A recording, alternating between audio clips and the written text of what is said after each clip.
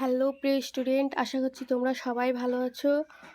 সহজ ইতিহাস চ্যানেলে তোমাদের সবাইকে স্বাগত। আমাদের আজকের এই ভিডিওটিতে আলোচ্য বিষয় হলো ক্লাস 7-এর পঞ্চম অধ্যায়ের মুঘল সাম্রাজ্য।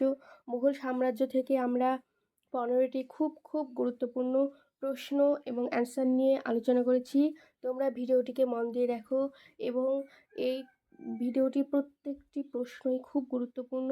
তোমরা চ্যানেলটিকে অবশ্যই সাবস্ক্রাইব করো, কেননা এইরকম সুন্দর ভিডিও তোমরা সাবস্ক্রাইব করা থাকলে খুব সহজেই পেয়ে যাবে। তাহলে চলো প্রশ্নগুলোর সঠিক উত্তর দেখে নেওয়া যাক। দেখো, প্রথম প্রশ্ন রয়েছে মুঘল কারা।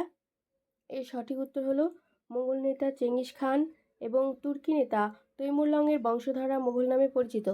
মোগল নেতা চেঙ্গিস খান এবং তুর্কি নেতা তৈমুরলংয়ের বংশধররাই মোগল নামে পরিচিত। দেখো তাহলে, মোগলরা খ্রিস্টীয় ষোড়শ শতক থেকে ঊনবিংশ শতকের মাঝামাঝি পর্যন্ত ভারতবর্ষ শাসন করেছিল। তাহলে এই মুঘলরা কি করেছিল? মুঘলরা খ্রিস্টীয় ষোড়শ শতক থেকে ঊনবিংশ শতকের মাঝামাঝি পর্যন্ত আমাদের ভারতবর্ষ শাসন করে। পরের প্রশ্ন দেখো, পরের প্রশ্ন রয়েছে মুঘল সাম্রাজ্যের প্রতিষ্ঠাতা কে? মুঘল সাম্রাজ্যের প্রতিষ্ঠাতার সঠিক উত্তর হয়ে গেল মোহাম্মদ জহির উদ্দিন বাবর। মোহাম্মদ জহির উদ্দিন বাবর হলেন মুঘল সাম্রাজ্যের প্রতিষ্ঠাতা। পরের প্রশ্ন দেখো, বাবর কবে ভারতে মুঘল সাম্রাজ্য প্রতিষ্ঠা করেন? তাহলে বাবর ভারতে মুঘল সাম্রাজ্য প্রতিষ্ঠা করেছিলেন 1526 সালে পানিপথের যুদ্ধ জয়ের মাধ্যমে। পরের প্রশ্ন দেখো, প্রথম পানিপথের যুদ্ধ কবে কাদের মধ্যে হয়? এর সঠিক উত্তর হলো প্রথম পানিপথের যুদ্ধ হয়েছিল 1526 সালে। কাদের ভেতরে? বাবর ও আফগান শাসক ইব্রাহিম লোদির মধ্যে পানিপথের প্রথম যুদ্ধ হয়েছিল বাবর এবং আফগান শাসক ইব্রাহিম লোদির মধ্যে। পরের প্রশ্ন দেখো, প্রথম পানিপথের যুদ্ধে বাবর কাকে পরাজিত করেন? তাহলে সঠিক উত্তর হলো প্রথম পানিপথের যুদ্ধে বাবর ইব্রাহিম লোদিকে পরাজিত করেছিলেন। পরের প্রশ্ন দেখো, পরের প্রশ্ন হলো খানোয়ার যুদ্ধ কবে কাদের মধ্যে হয়েছিল? খানোয়ার যুদ্ধ হয়েছিল 1527 সালে।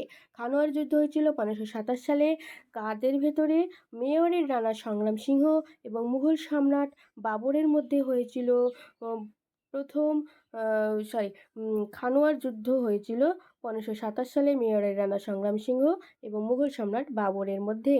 পরের প্রশ্ন দেখো, ঘরঘরা যুদ্ধ কবে কাদের মধ্যে হয়েছিল?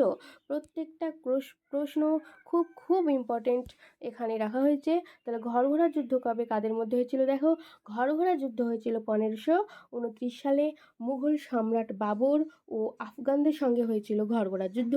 মুঘল সম্রাট বাবর ও আফগানদের সঙ্গে হয়েছিল ঘরঘরার যুদ্ধ। এর পরের প্রশ্ন দেখো, চৌসার যুদ্ধ কবে কাদের মধ্যে হয়েছিল? চৌসার যুদ্ধ ভীষণ ইম্পর্টেন্ট।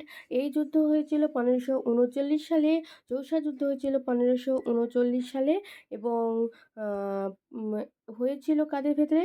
মোগল সম্রাট হুমায়ুন ও আফগান শাসক শের শাহের মধ্যে।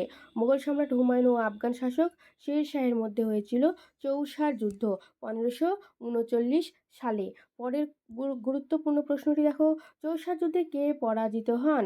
চৌসার যুদ্ধে পরাজিত হয়েছিলেন মোগল সম্রাট হুমায়ুন। চৌসার যুদ্ধে পরাজিত হয়েছিলেন মোগল সম্রাট হুমায়ুন।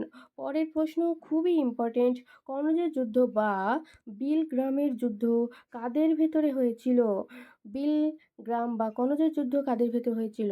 এই প্রশ্নটি খুব ইম্পর্টেন্ট। এই দেখো কাদের ভেতরে হয়েছিল। এর সঠিক উত্তর হলো 1540 সালে হয়েছিল কনৌজ যুদ্ধ বা বিলগ্রামের যুদ্ধ এবং এই যুদ্ধে মোগল সম্রাট হুমায়ুন ও আফগান শাসক শের শাহের মধ্যে হয়েছিল এবং এই যুদ্ধটি ছিল হুমায়ুনের একরকম ভাগ্য নিয়ন্ত্রক বলা যায়। পরের প্রশ্ন দেখো, কনৌজের যুদ্ধে কে পরাজিত হন? তাহলে কনৌজের যুদ্ধে পরাজিত হয়েছিলেন মোগল সম্রাট হুমায়ুন এবং এই যুদ্ধে কী হয়েছিল? এই যুদ্ধে পরাজিত হওয়ার পর হুমায়ুন ভারতবর্ষ ছেড়ে পারস্যে পালিয়ে আশ্রয় নেন এবং ভারতবর্ষে আফগানদের শাসন প্রতিষ্ঠা হয় কার নেতৃত্বে? শের শাহের নেতৃত্বে। শের শাহের নেতৃত্বে পুরো ভারতবর্ষে আবার প্রতিষ্ঠা হয় আফগানদের শাসন এবং হুমায়ুন ভারতবর্ষ ছেড়ে পালিয়ে যান।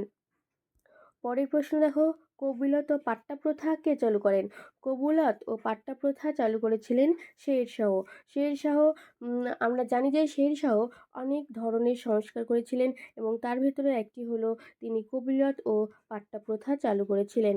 খুব খুব ইম্পর্টেন্ট প্রশ্নটি। পরের প্রশ্ন দেখো, পানিপথের দ্বিতীয় যুদ্ধ কবে হয়? পানিপথের দ্বিতীয় যুদ্ধ কবে হয়? এর সঠিক উত্তর হলো 1556 সালে। পানিপথের দ্বিতীয় যুদ্ধ হয়েছিল 1556 সালে। পরের প্রশ্ন দেখো, দ্বিতীয় পানিপথের যুদ্ধে আকবর কাদের পরাজিত করেন? তাহলে দ্বিতীয় পানিপথের যুদ্ধ আকবর পরাজিত করেছিলেন আফগানদের। পরের প্রশ্ন দেখো, হলদিঘাটের যুদ্ধ কবে হয়েছিল? তাহলে হলদিঘাটের যুদ্ধ হয়েছিল 1576 সালে। সঠিক উত্তর হলো হলদিঘাটের যুদ্ধ হয়েছিল 1576 সালে। এর পরের প্রশ্ন দেখো, হলদিঘাটের যুদ্ধে আকবর কাকে পরাজিত করেন? তাহলে হলদিঘাটের যুদ্ধে আকবর কাকে পরাজিত করেন? মেওয়ারের রানা প্রতাপ সিংহকে পরাজিত করেছিলেন। মেওয়ারের রানা প্রতাপ সিংহকে পরাজিত করেছিলেন আকবর ও হলদিঘাটের যুদ্ধে। এই রানা প্রতাপ ছিলেন একজন বিখ্যাত রাজপুত শাসক। আজকের ভিডিওটি এই পর্যন্তই। তোমরা চ্যানেলটিকে অবশ্যই সাবস্ক্রাইব করো, কেননা তোমাদের জন্য আরও সুন্দর সুন্দর ভিডিও আসবে এবং সেগুলি তোমাদের পরীক্ষায় অনেক অনেক ভালো রেজাল্ট এনে দিতে পারবে। তাই তোমরা চ্যানেলটিকে কখনোই সাবস্ক্রাইব করতে ভুলে যেও না। Thank you.